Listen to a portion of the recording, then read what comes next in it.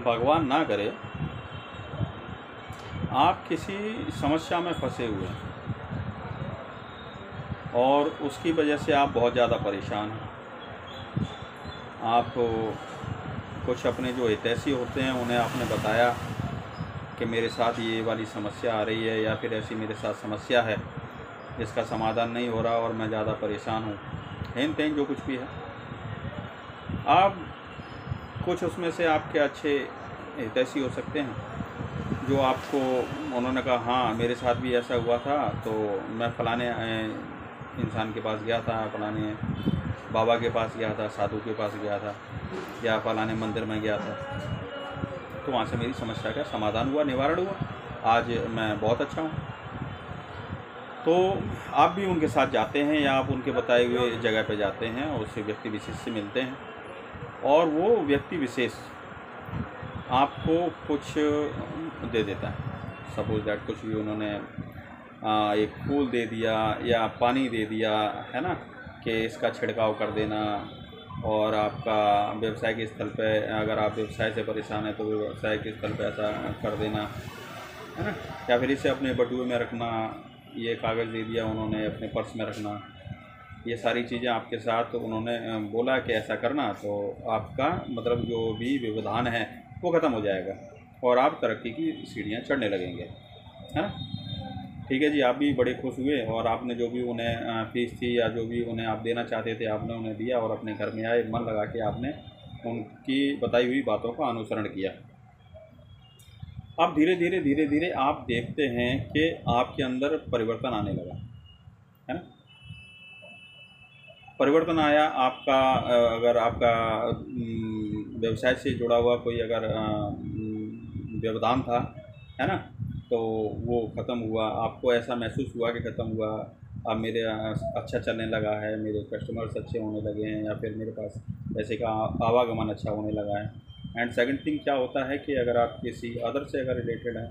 अगर कोई आपकी समस्या अगर अदर से रिलेटेड है तो उसमें आपको फ़ायदा मिलने लगा, है ना। और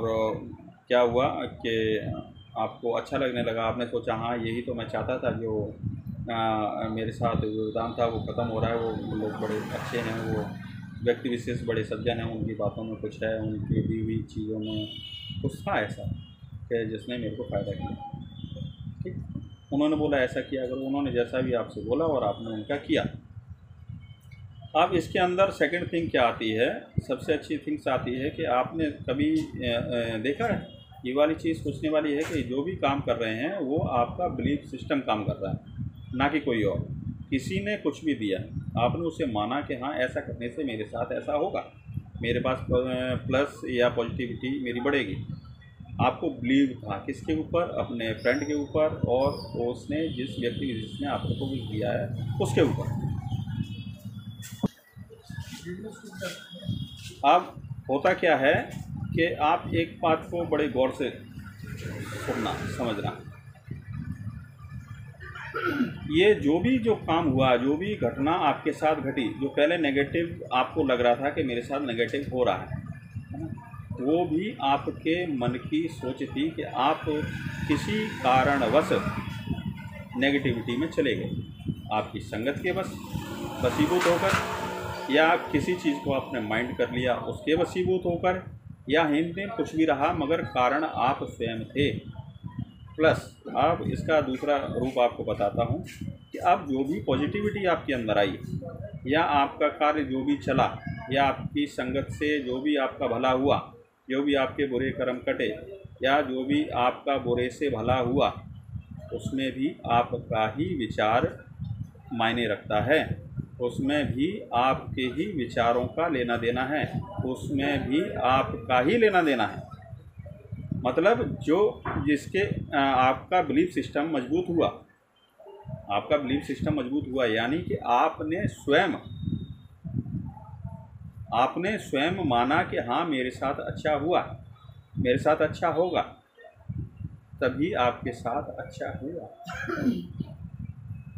दोबारा फिर सोचना इस वाली बात को कि आपके सोचने से